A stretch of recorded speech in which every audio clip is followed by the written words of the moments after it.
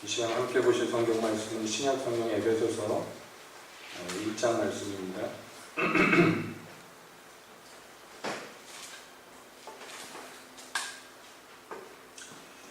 에베소서 1장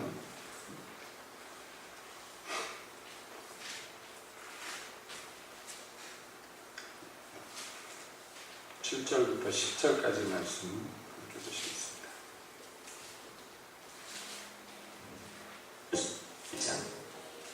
우리가 그리스도 안에서 그의 은혜의 풍성함을 따라 그의 피로 말미암아 구속 곧 죄사함을 받았으니 이는 그가 모든 지혜와 총명으로 우리에게 넘치게 하사 그 뜻의 비밀을 우리에게 알리셨으니 곧 그 기쁘심을 따라 그리스도 안에서 때가 찬 경륜을 위하여 예정하신 것이니 하늘에 있는 것이나 땅에 있는 것이 다 그리스도 안에서 통일되게 하려 하심이라.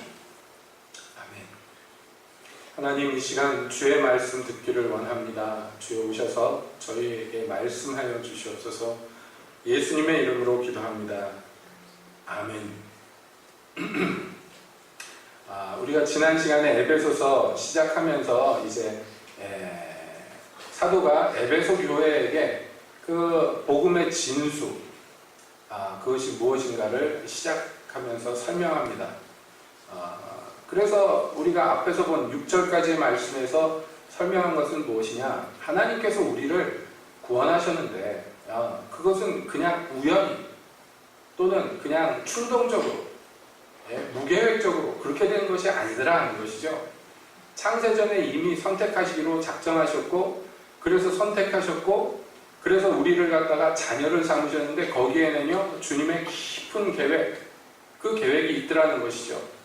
흠없고 점없게 만들어서 하나님 앞에 있게 하고자 하는 그 거룩한 계획이 있는데 그 계획을 세우시고 실행하신 원동력은 무엇이냐? 바로 하나님께서 우리를 사랑하신 것이다 그랬어요.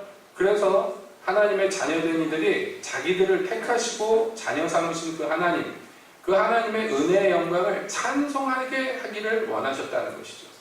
그것을 기뻐하셨다고 사도는 이 복음의 진수에 대해서 설명합니다. 그래서 궁극적으로 보자면 뭐예요? 우리가 선택받고 우리가 하나님의 자녀로 택함받고 이렇게 하나님의 손 안에 있는 것은요 그 은혜의 영광을 깨달아 알아서 그것을 찬송하게 하려고 우리를 부르셨다, 이렇게 성경은 말하고 있는 것입니다. 여러분, 이것은 새로운 것도 놀라운 것도 사실은 아닙니다. 이미 오래전부터 계시되어 있던 진리입니다. 그래서 이스라엘 백성에게 주께서 이미 오래전부터 계속해서 말씀하셨습니다. 이사야서 43장 21절에는 이렇게 말씀했습니다. 이 백성은 내가 나를 위하여 지었나니 나의 찬송을 부르게 하려 하십니다. 이렇게 말했습니다. 주께서 이스라엘을 선택하시고 만드신 이유가 무엇이냐? 자기 백성 삼으신 이유가 무엇이냐면 나의 찬송, 나를 찬송하게 하기 위해서 불렀다, 택하였다, 그렇게 말씀했습니다. 그러니까 이 이스라엘의 궁극적인 목적은 하나님의 그 영광을 찬송하는 것입니다. 여러분, 이것은 교회에 대한 목적과 일치합니다. 우리 교회에 대한 궁극적인 목적은 하나님을 찬송하는 것이에요. 우리도 오늘 모여가지고 찬송했죠? 이런 찬송만을 얘기하는 것이 아니에요. 이것도 물론 포함됩니다만은 우리 삶 전체, 나의 존재 자체가 하나님의 찬송을 목적으로 하여서 부르셨고 지음바 되었다 하는 것입니다. 오늘 읽은 7절부터의 내용은요, 그 진리를 더욱 심도 있게 또 더 넓고 밝히 우리에게 부각시켜 줍니다. 자, 하나님께서 우리를 선택하셨습니다. 자녀 삼으셨습니다. 앞서서 본 대로 우리를 흠도 점도 없는 자들로 삼기로 예정하셔서 그리스도 예수 안에서 우리를 선택하시고 부르셨습니다. 자, 그런데 이런 하나님이 우리에게 이 모든 일들을 행하시고 이루시는데 거기에는 근본적인 가장 기초가 되는 진리가 있다 그랬어요. 그게 뭡니까? 그리스도 안에서라고 얘기했습니다. 기억나십니까? 그리스도 안에서 하나님이 이 모든 일들을 계획하시고 시행하셨습니다. 자, 이것을 지금 더욱 자세하게 설명합니다. 7절에서 이렇게 나옵니다. 우리가 그리스도 안에서 그의 은혜의 풍성함을 따라 그의 피로 말미암아 구속 곧 죄사함을 받았다. 이렇게 나옵니다. 앞서서도 설명을 했습니다만은 여러분 택하였다 하는 게 어떤 의미다 그랬어요? 예, 한때 가운데에서. 그래서 예를 들자면 구약에서 하나님께 제사하기 위해서 양을 선택할 때, 양이나 소를 선택할 때 한때 안에서 하나를 선택을 하는데 그 선택하는 기준이 무엇이냐? 바로 흠도 점도 없는 것이다 그랬어요. 그렇죠?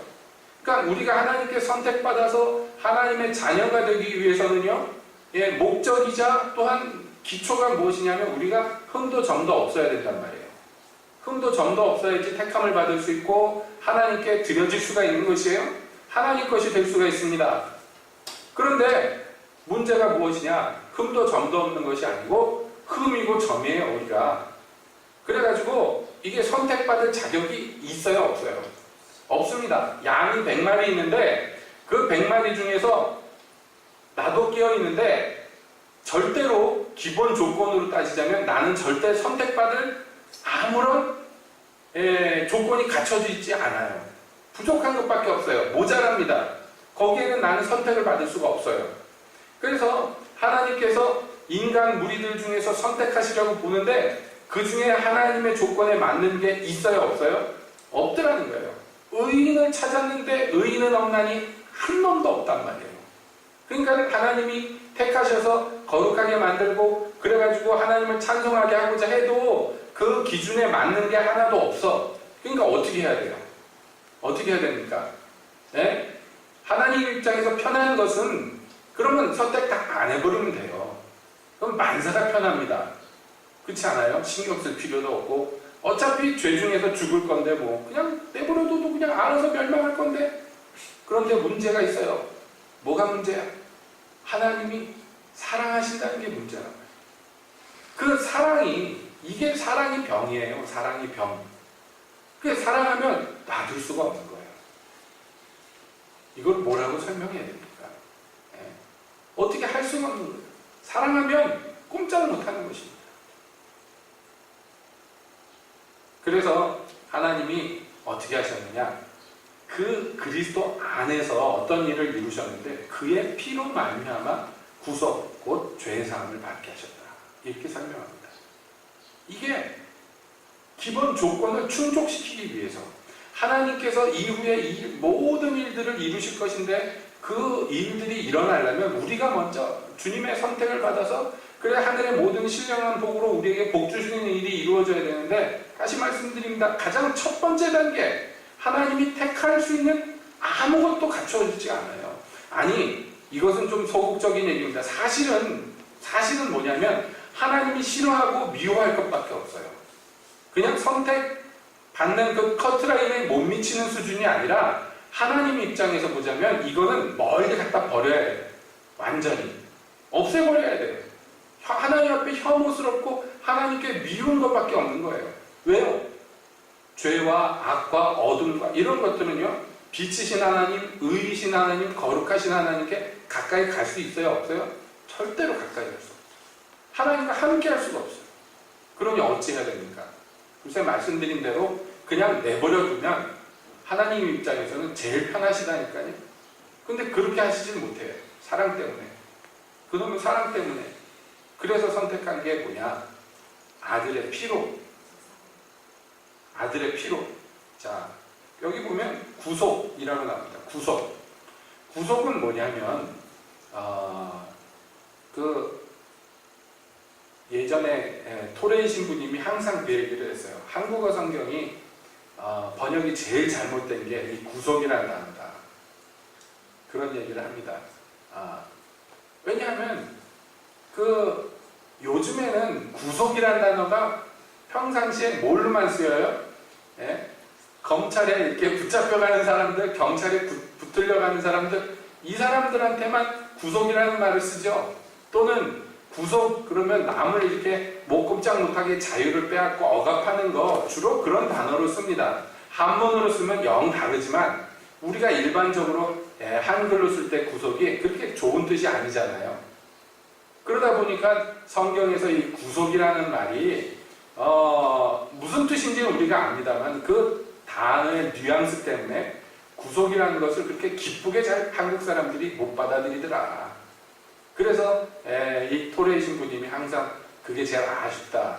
한국어 성경에서 구속이라는 이 번역이 제일 아쉽다. 그렇게 이야기를 합니다. 뭐 외국인의 입장에서 한국말을 배워가지고 한국어 성경을 읽는 입장에서 그게 더 뼈저리게 느껴지셨겠지요. 그러다 보니까 여러분 교회 오래 다닌 사람들은 이 의미를 10분 압니다만은 사실 지금도 그래요. 교회 이제 막 들어온 사람들은 구속이라는 말이 그렇게 썩 어감이 좋지가 않습니다. 그런데 사실은 구속이라는 말의 의미를 보자면 이게요 굉장히 값진 얘기예요. 왜냐하면 구속은 무엇을 전제하느냐면 값을 치른다는 것을 전제하기 때문에 그렇습니다. 구속이라는 것은 말하자면 종으로 붙잡혀 있는 사람, 포로로 붙잡혀 있는 사람을 놓아주는 데 있어서 그 몸값을 치르는 것을 얘기합니다. 여러분 이것은 과거에는 굉장히 일반적인 일이었습니다. 과거에는 노예들이 풀려날 수 있는 정상적인 방법은 뭐였어요? 노예 주인에게 그 몸값을 치르고 그렇게 풀려나는 수밖에 없었습니다. 그러다 보니까 저 로마 시대 같은 경우에는 성경이 쓰여진 당시만 해도요 노예라는 것이 그냥 일상에 많이 있었습니다. 그리고 노예도요 계층이 많았어요. 아주 험한 데서 광산이나 염전 같은 데서 일하는 아주 최악의 노예도 있었고요. 공부를 많이 해가지고 왜냐하면 로마 귀족들이요 공부 많이 안 한 사람도 꽤 많거든요. 문맹들이 많았습니다. 귀족이지만 그러니까 뭐 글씨 쓰고 머리 쓰고 이런 것들은 노예들을 시켰어요. 공부 많이 한 노예들. 이런 노예들이 있었습니다. 그러나 험한 일을 하든 귀한 일을 하든 노예들은요 다 같이 노예 표시를 가졌어요. 일반적으로 목걸이 같은 거, 반지 같은 게 원래는요 이 노예 표시입니다. 그래서 로마 시대 때 기록들을 보면요 목걸이를 하는데 지금 여러분들이 한 것처럼 여자분들이 한 것처럼 예쁜 목걸이가 아니에요. 말하자면 이게 멍에입니다. 멍에. 그래가지고 나무나 금속으로 만들어져 가지고 꽤 무거운 것을 목에다 이렇게 해가지고 딱 앞에 자물쇠 같은 게 달려있는 경우도 있고요. 디자인은 여러 가지인데 아무튼 지나다니면 아무리 귀한 노예라 이쁜 옷 입고 다녀도 저건 노예구나 알아볼 수 있는 표시가 딱 있단 말이에요. 그거를 달고 다녔습니다. 누가 봐도 노예예요. 발찌나 팔찌나 이런 데 다 표시가 돼 있는 거예요. 노예라는 게. 그래서 여러분 이 노예가 예를 들어서 열심히 일을 해가지고 돈을 벌었어요. 그래서 마침내 주인한테 자기를 삽니다. 돈을 값을 치르고.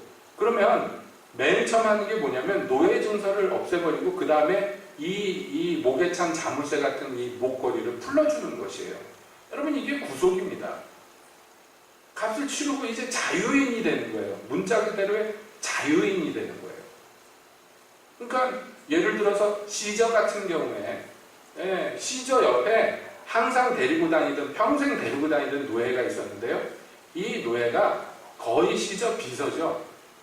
그런데 유언장에 이 노예가 자기가 죽으면 이 노예를 자유인으로 풀어주고 재산을 얼마 줘라 이렇게 유산이 물려줄 정도로 그렇게 아주 귀한 노예도 있었어요. 그래도 모가지에다가 그걸 걸고 다녀야 돼. 황제의 노예라도 걸고 다녀야 돼. 근데 노예는 그냥 노예예요. 자유인하고 다른 것이에요. 아무리 권세가 등등해도 자유인이 아닌 것입니다.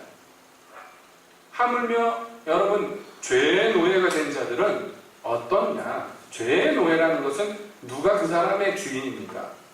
죄가 주인이에요. 그래서 죄의 권세 아래에 있다 이렇게 얘기하는 거예요. 여러분 죄의 권세 아래에 있는 사람들은 어떻게 되느냐? 죄의 권세 아래에 있으니까 죄 짓고 살겠죠. 뭐 이런 것도 있겠죠. 그러나 궁극적으로 제일 최악의 문제는 뭐냐면 죄의 값이라는 게 그 몸에 붙어 있단 말이에요. 마치 죄인들이 노예들이 모가지에다가 이렇게 가축에다가 멍에 매듯이 그렇게 노예 표시를 메고 다니듯이 죄의 노예들은 반드시 죄의 값이 그 목에 걸려 있어요. 근데 죄의 값이 뭐냐면 치명적이죠. 사망이에요. 이 사망의 가장 악독한 경우는 뭐냐면 생명이신 하나님께 가까이 갈 수가 없다는 것이에요. 불비되었다는 거예요. 생명이신 하나님께. 도대체 가까이 갈 수가 없어. 교제할 수가 없어요. 아무 교류도 이루어질 수도 없어요.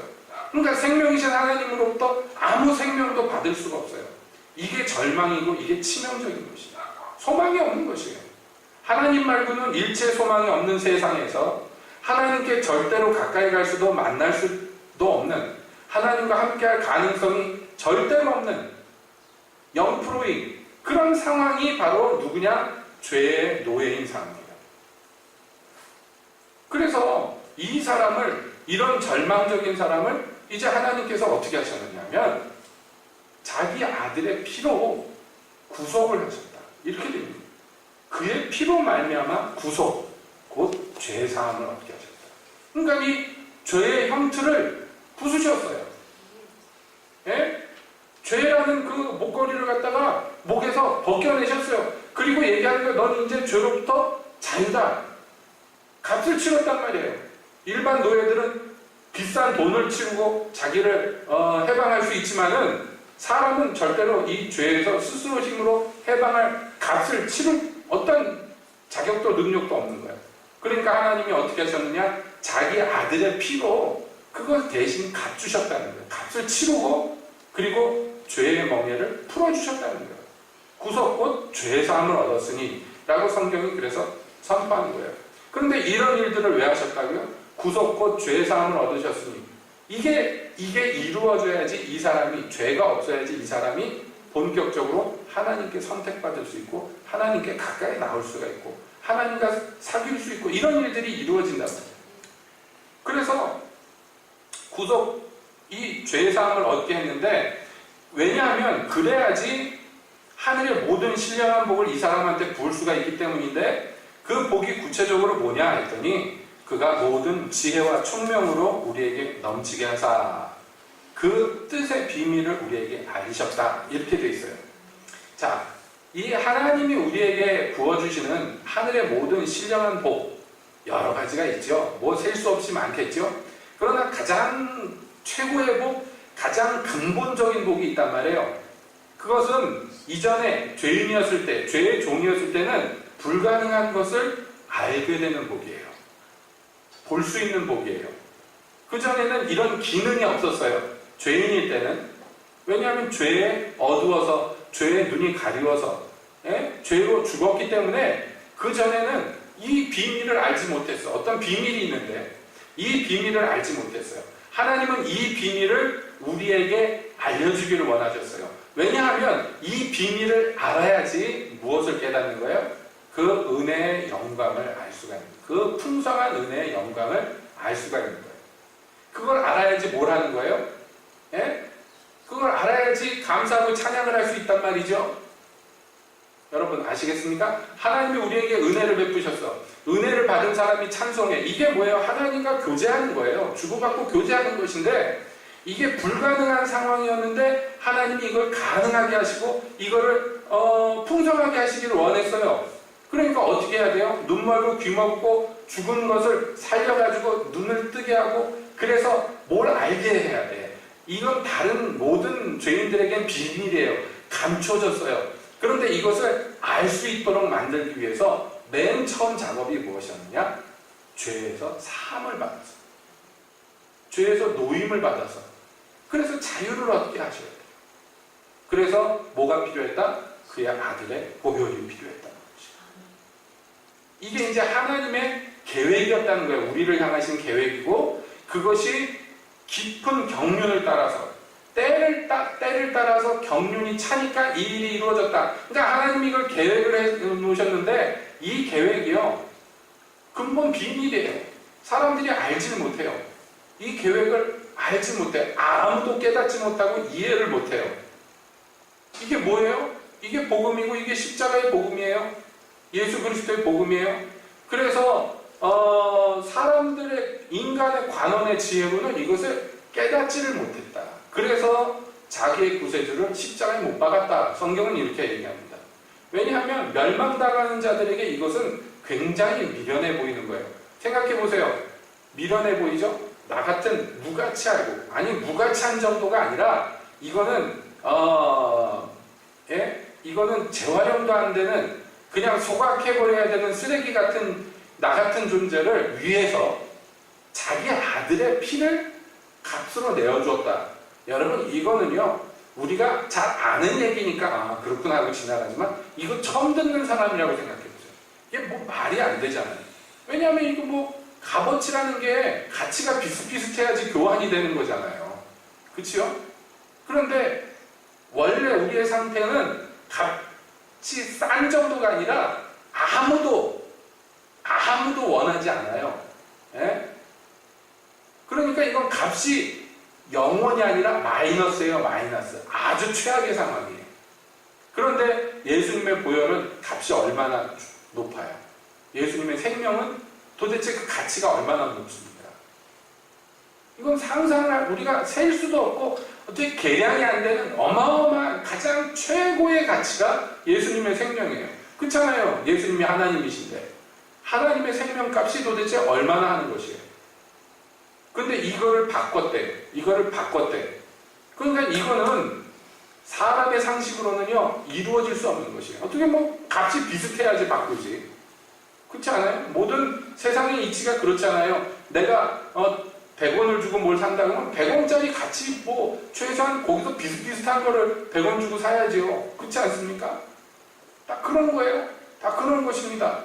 그런데 하나님께서 하신 일은 정말로 우리 인간이 생각하지도 못하고 상상하지도 못한 일을 하셨다. 그러니까 사람 눈에 볼 때 말도 안 되고 이건 미련한 짓이에요. 말도 안 되는 짓이에요. 바보 같은 짓이에요. 자, 그러니까 이게 여러분 한마디로 뭐냐면 어메이징하고 놀라운 것이에요. 그러니까 이게 은혜란 말이에요. 이게 은혜. 이게 하나님의 은혜. 그러니까 여러분 이거를 우리가 조금이라도 알면 어떻게 된다고요? 사도처럼 얘기하는 거야. 찬송하기보다 이것부터 시작하는 거예요. 모든 얘기 시작하기 전에 뭐부터 해? 찬송해야 된다는 거예요. 찬송 나오는 거예요. 찬송이. 생각만 해도 이건 너무 기가 막히는 일이란 말이에요. 어떻게 이런 일이 있을 수가 있겠냐. 그래서 이 구속곧 죄사함을 받은 자들에게는 무슨 일이 일어나느냐? 이 놀라운 비밀을 알아들을 수 있는 어떤 기능이 생긴단 말이에요. 그전에는 절대로 알 수도 없고 상상하지도 못하고 봐도 미련한 짓이고 아무 이해가 불가능한 정말로 뭐라고 표현할 수 없는 비밀 중에 비밀이에요. 가려지고 감추어진 것이에요. 이 진리가. 그러나 구속 곧 죄사함을 받은 자들에게는요 지혜와 총명으로 넘치게 하나님이 부어주십니다. 그 결과로서 우리가 그의 뜻의 비밀을 알게 돼요. 그래가지고 그 비밀을 알게 되는데 그 비밀이 뭐냐? 그랬더니 곧 그 기쁘심을 따라 그리스도 안에 때가 찬 경륜을 위하여 예정한 것이니 이렇게 돼 있어요. 하나님이 오래전에 창세전부터 그리스도 안에서 계획해 놓으신 것이 있어요. 이거를 아주 높고 크고 어마어마한 계획이다. 그래서 우리말 성경에 이걸 경륜 이렇게 표현하는 것이에요. 이것은 아주 깊은 지혜가 있는 아주 깊은 지혜 있는 자의 깊은 계획을 얘기할 때 경륜이라는 말을 씁니다. 그래서 왜 얄팍하고 이제 막 무슨 일을 시작한 아마추어들이 뭐 계획을 세우고 실행하고 그런 것을 경륜 있다 이렇게 얘기하지 않죠. 세상에서도 경력이 많고 경험이 많고 거기에 대해서 아주 전문가고 가장 뛰어난 지식과 지혜를 겸비한 사람이 무엇을 계획하고 실행할 때 그 사람 참 경륜 있는 사람, 경륜 있는 일을 한다 이렇게 보통 얘기하죠. 이게 하나님의 계획이 그렇더라는 것이에요. 그래서 이게 비밀이 된 거예요. 너무나 놀랍고 깊은 계획이기 때문에. 여러분 생각해 보세요. 유대인들이요 수천 년 동안 구약 성경을 읽고 묵상하고 그리고 메시아를 고대하고 그랬는데 진짜 메시아가 오시니까 알아봤어요? 못 알아봤어요? 못 알아보는 거예요. 여러분 기가 막히는 일이지만 실상 그렇게 됐습니다. 그러니까 예수님이 그들을 보고 말씀하는 거예요. 너희가 구약에 영생이 있음을 알고 그 율법을 주야로 묵상하거니와 그 성경이 나에 대해서 증거하는 것이라. 그러나 너희가 내게 오기를 원치 아니하였다. 이렇게 탄식하시는 거예요. 생각해보세요. 예수님에 대해서 그렇게 많이 계시하고 예수님이 오셔서 할 일들에 대해서 그렇게 자세하게 설명해놓고 그 모든 기록들을 날마다 읽고 외우고 묵상하고, 예? 옷에다가 술을 놔가지고 그거 기록해놓고 그리고 돌아다니는데도 불구하고 그 실체가 자기들 눈앞에 나타나셨는데 못 알아봐요. 원하지를 않아. 가까이 오기를 싫어했다. 이렇게 얘기하는 거예요. 왜요? 왜? 그 경륜을 깨달을 지혜가 없어서 그래요. 미련해서 그래요. 그 하나님의 기쁘신 계획을 알아볼 수 있는 총명이 없어서 그래요. 이게 죄의 종로로 타는 죄인들의 비극인 것입니다. 도대체 가리워져 있기 때문에 주님께서 다 밝히 드러내놓으셨는데도 못 알아보고 이해를 못합니다. 그러니까 그분이 자기 나라에 오셨어요. 왕에 오셨어요. 근데 영접 안 하잖아요. 그 백성이 영접을 안 했어요. 그러니 이게 어떻게 된 노릇입니까? 근데 누가 영접을 했느냐? 원래 그 나라 백성이 아닌 자들, 원래 거기에 자격이 없는 자들이, 원래 그 자리에 앉을 수 없는 자들이 이 은혜를 입었어요. 이 은혜를 입었어요. 그래서 이 비밀을 깨닫게 됐어요. 기쁘신 그 경륜을 깨닫게 됐단 말이에요. 그것이 무엇이냐? 오랫동안 계획하시고 시행하신 것인데 바로 10절에서 클라이막스와 같은 말이 나옵니다. 여러분, 중요한 거니까 한번 같이 보세요. 1장 10절에 이렇게 되어 있습니다. 하늘에 있는 것이나 땅에 있는 것이 다 그리스도 안에서 통일되게 하려 하십니다. 이렇게 되어 있어요. 이게 그 비밀의 실체라고. 이게 그 기쁘신, 오랫동안 품으셨던 그 계획의 실체라고 얘기합니다. 사실은 에베소서 전체에서 제일 중요한 구절을 한 구절 택하라 그러면 1장 10절을 택해야 돼요. 이게 가장 중요한 거예요. 가장 중요한 거. 자, 하나님이 계획을 세우셨어. 우리가 교회 생활 오래 했는데 그렇습니다. 자, 하나님이 예수님을 왜 보내셨습니까? 우리를 구원하시려고요. 우리 이 정도 다 알잖아요. 그렇죠? 그런데 다시 말씀드립니다만 에베소서는 이제 막 예수 믿는 사람들을 위해서 쓴 책이 아니고, 예, 이미 오랫동안 복음을 가르쳤고 이미 오랫동안 신앙생활을 했고 게다가 그 신앙생활도 아주 잘했던 그런 교회예요. 그래서 사도가 예루살렘으로 갈 때 에베소 장로들을 만나가지고 그들에게 당부하잖아요. 내가 3년 반 동안 너희를 눈물로써 가르친 거 기억하지 않느냐? 그러니까 양떼를 위해서 너희가 이렇게 일을 해야 된다. 곧 이리들이 올 텐데 이 양떼를 보호하고 진리를 가르쳐야 된다. 예, 거기 장로들에게 신신당부하고 울면서 헤어지잖아요. 여러분, 그 장로들이 얼마나 철저하게 이 교회를 가르쳤겠습니까? 그러니까 지금 에베소서는 뭐냐면 그 이상의 것으로 이들이 나아갈 바를 가르쳐주는 것이에요.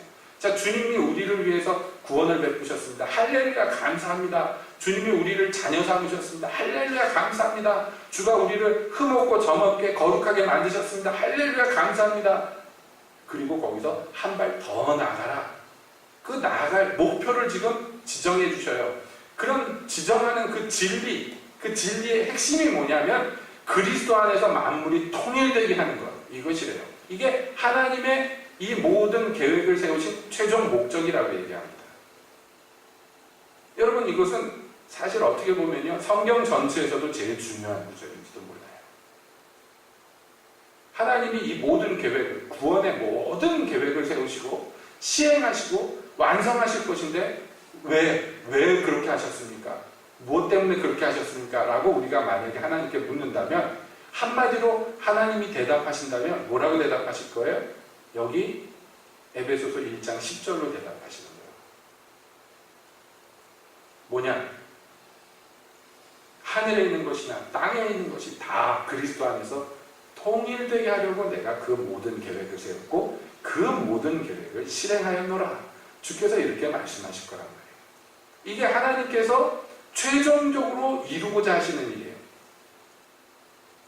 여러분, 이게 비밀 중에 비밀이고, 그러므로 이 비밀은 지혜와 총명으로 물 붓듯이 부어서 넘치게 한 사람들만 깨달아 알 수 있는 비밀이란 말이에요.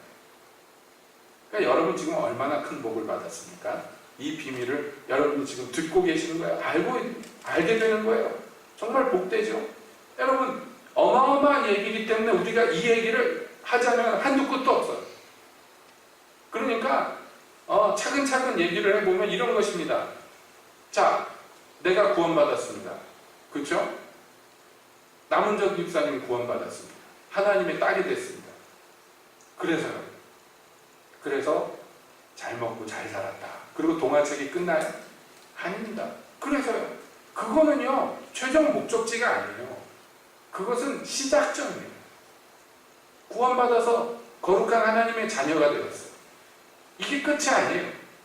시작점이라니까요. 그래서 어떻게 돼야 돼요? 어떻게? 그래서 어디로 가야 돼요? 무엇이 돼야 돼요? 네? 그리스도와 통일되는 거예요. 그럼 그게 어떻게 가능한가요? 그게 무슨 의미인가요? 여러분,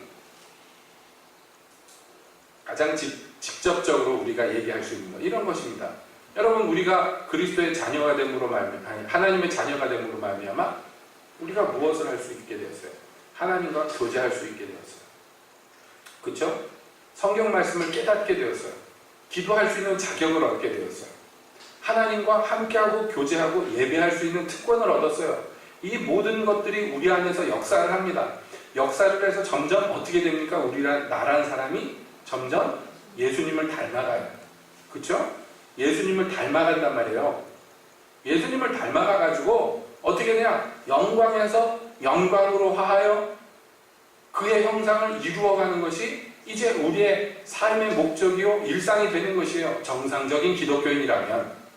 근데 이 그리스도를 닮아가는데 어디까지 닮아가요? 어디까지?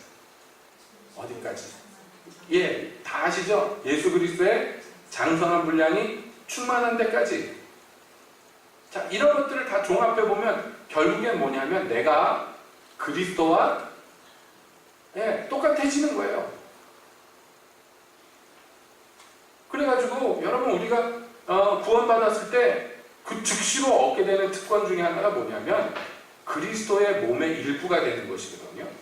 이게 교회예요. 교회. 그리스도가 머리고 우리가 몸이 되는 것이에요. 그래서 우리가 지체가 되는 것입니다. 맞습니까? 자, 이 특권을 얻었어. 그런데 현실로 돌아와서 보자면, 내가 그리스도의 몸이 되는 특권을 얻었습니다. 몸이 되었습니까? 그래서 여러분, 그리스도의 몸이 되었어요? 대답을 해보세요. 그리스도의 몸이 됐어요? 안 됐어요? 된 것도 같고 안 된 것도 같고 그래요? 됐죠? 됐는데 양심도 없죠. 그렇죠? 그리스도의 몸이라고 얘기하려면 양심의 가책을 좀 받아야 되는데, 중요한 것은 그 몸의 일부가 됐는데, 여러분, 몸에 붙어있다고 해가지고 그게 다 재구실을 하는 게 아니에요.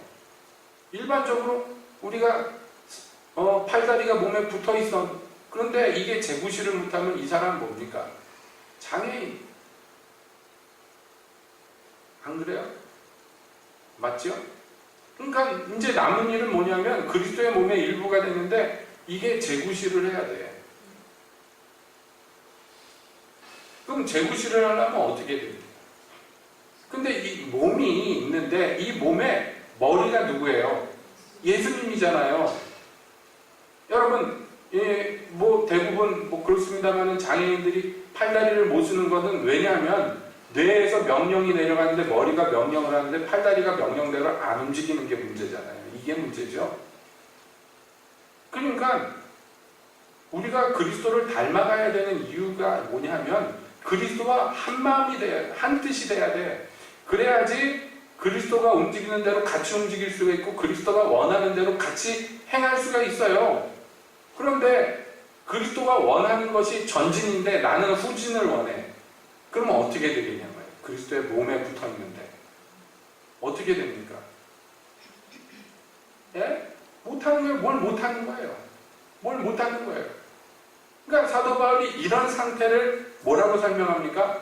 내 마음에 소원이 있어요. 그 소원은 그리스도의 뜻에 순종하는 거예요. 그런데 내 안에 다른 법이 또 있어 보니까 이 법은 뭐예요? 그리스도의 법에 불순종하는 거예요. 그래서 이 두 가지가 안에서 역사해가지고 아무것도 못하게 만들어버려요.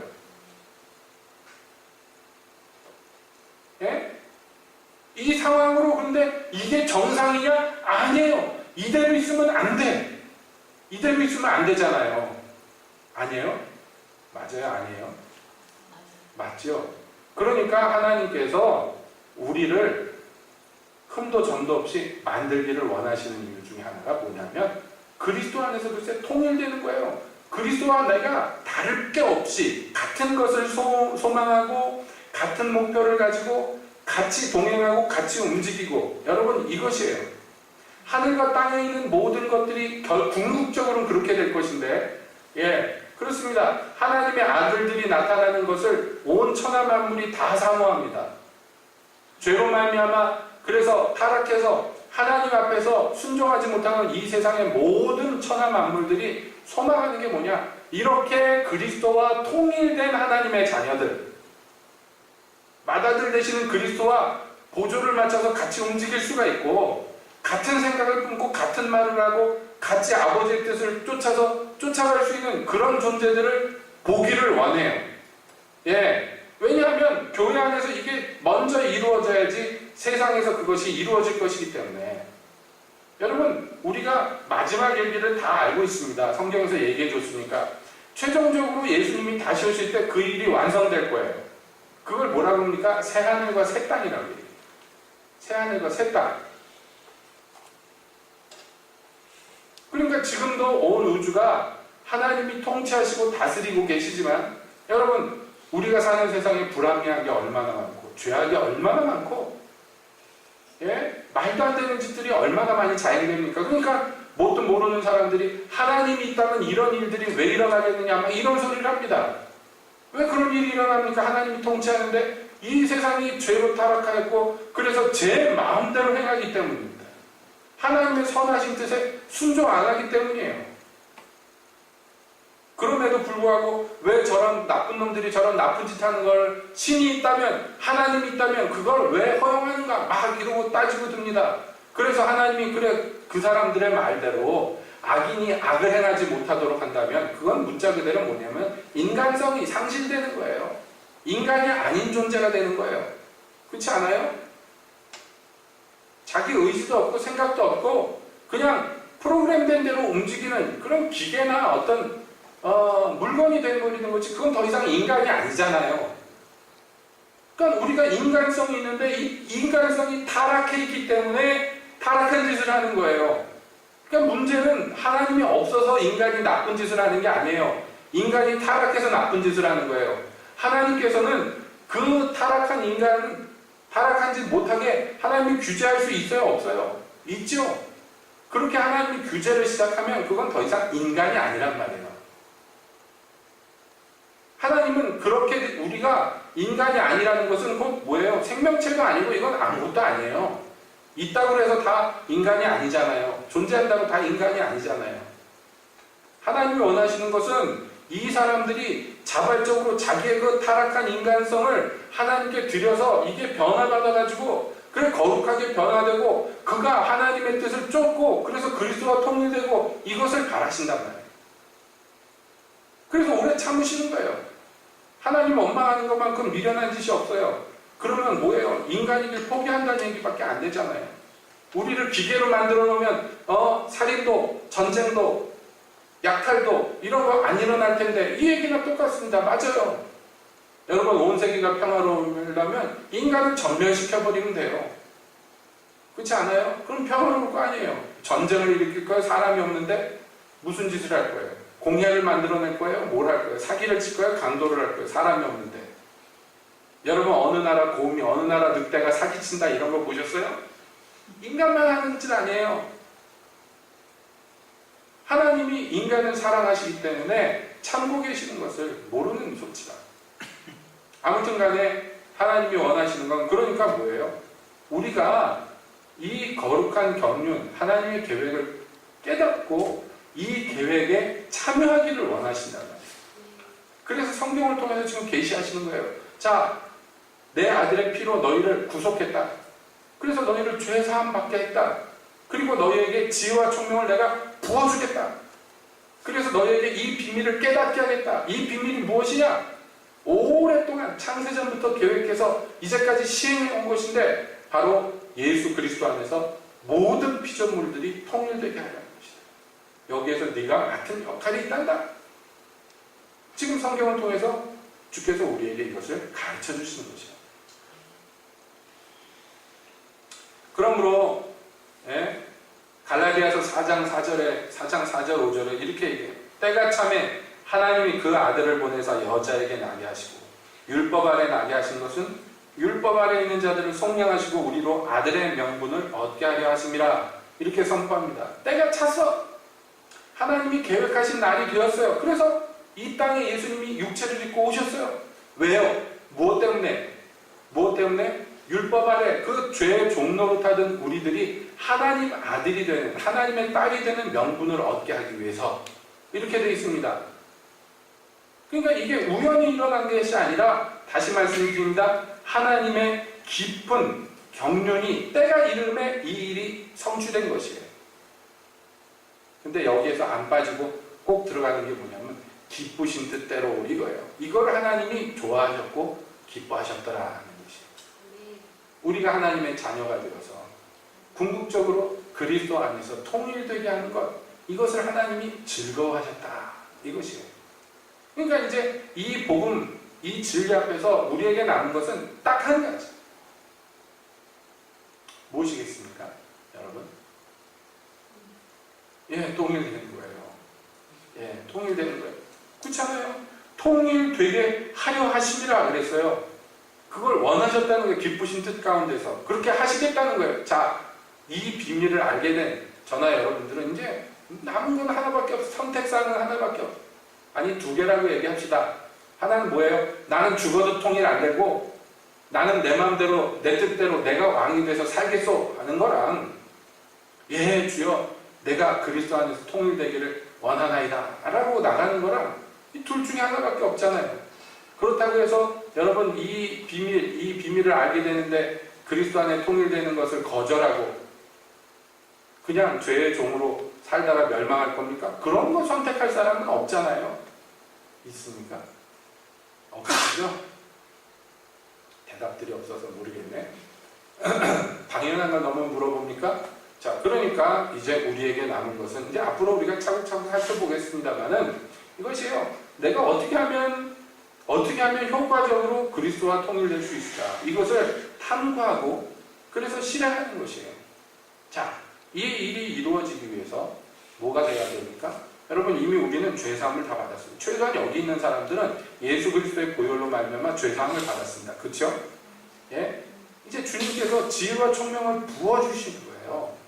그런데 이게 자동으로 착착착착 공장에서 공정이 진행되듯이 그렇게 되는 게 아닙니다. 항상 주님께서 원하시는 건 뭐예요? 네가 원해야 된다. 네가 바래야 된다. 그걸 원하시는, 항상 순종을 원하신단 말이에요. 그러니까 주님이 하늘에 신령한 모든 복을 다 예비하고 우리한테 부어주려고 준비하고 있어도 입을 안 벌리면 부어줄 수가 없는 거예요, 하나님이. 억지로 막 아가리 벌려!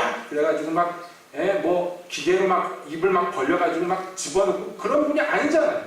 신사적인 분이에요. 그렇지 않아요? 여러분 언제 한번 여러분 머리채를 하나님 휘어잡고서 뺨따기를 좌우로 막 후려갈기면서 입 안 벌려 이런 적이 있어요, 없어요? 없죠. 하나님은 그런 분이 아니란 말이에요. 그러니까 우리에게 원하시는 게 뭐죠? 지혜와 총명을 부어주셔서 이 비밀을 진짜로 뼈저리게 알게 하기를 원하신단 말이에요. 근데 여러분, 지혜와 총명이 부어지려면 어떻게 해야 돼요?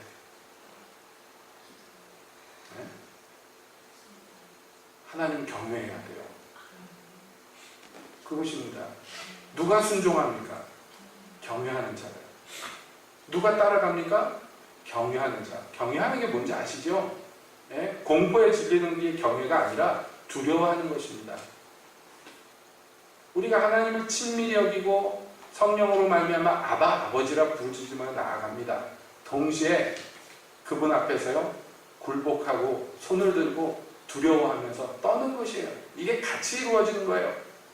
입 맞추며 즐거워하며 그를 기뻐하며 동시에 떨며 두려워하는 것이 우리 안에 같이 있어야 돼요. 그래야지 내 이 완악한 심령을 꺾고 하나님께 순종할 수가 있는 것이에요. 여러분, 이것은 명백합니다. 모든 지식과 모든 지혜와 모든 총명이 누구에게 있습니까? 경외하는 자에게 있어요. 그러므로 지혜와 지식의 근본은 여호와를 경외함입니다. 경외해야지 이 지식을, 이 지혜를, 이 총명을 얻을 수가 있어요. 경외하지 않으면요, 교회 백날 다녀도요, 지혜를 못 얻어요.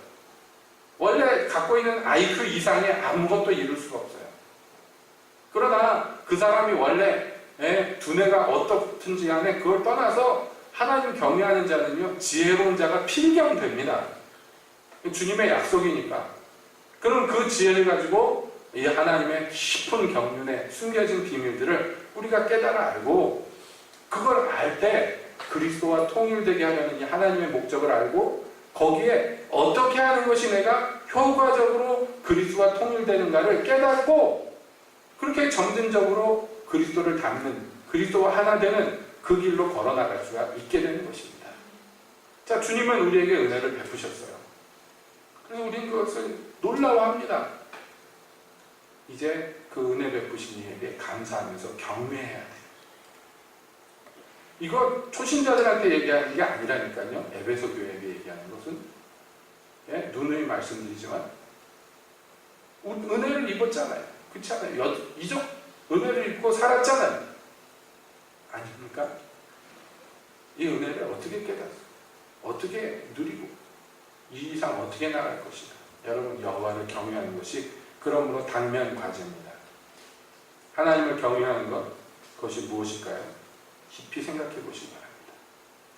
어떻게 하면 내가 하나님을 경외할까? 깊이 고민해 보시기 바랍니다. 복종하지 않는 내 육체를 어떻게 그리스도께 복종시킬 수 있을까? 여러분, 이거 고민해. 그래서 가장 귀한 것을 얻기를 여러분 축복드립니다. 기도하겠습니다.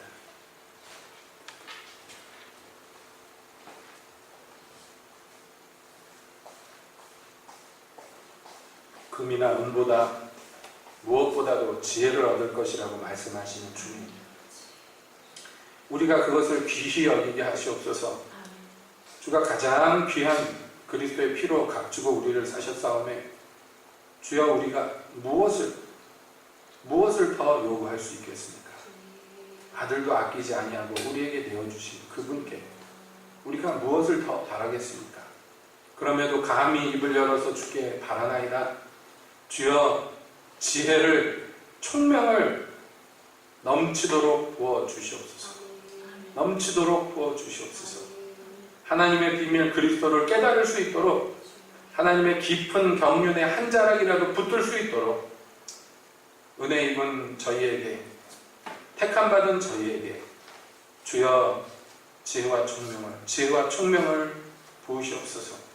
여호와 경외함을 알게 하시고, 그리고 여호와를 경외하게 하시고, 그 경외함으로 말미암아 지혜를 얻게 하여 주시기를 간절히 원합니다. 그리하시면 주님, 주가 보고자 하신 아름다운 일들을 우리 중에서 보실 수 있겠습니다. 이루실 수 있겠습니다. 주여 역사해 주시옵소서. 역사해 주시옵소서. 이 크신 은혜 감사드리며 더 큰 은혜로 나아가게 되기를 소망하며 거룩하신 우리 주 예수님의 이름으로 기도하옵나이다. 아멘. 하늘에 계신 우리 아버지여, 이름이 거룩히 여김을 받으시고 나라의 마음이시며 뜻이 하늘에서 이루어진 것 같이 땅에서도 이루어지이다. 오늘날 우리에게 일용할 양식을 주옵시고, 우리가 우리에게 죄 지은 자를 사하여 준 것 같이 우리의 죄를 사하여 주옵시고, 우리를 시험에 들게 하지 마옵시고 다만 악에서 구하옵소서. 대개 나라와 권세와 영광이 아버지께 영원히 있사옵나이다. 아멘.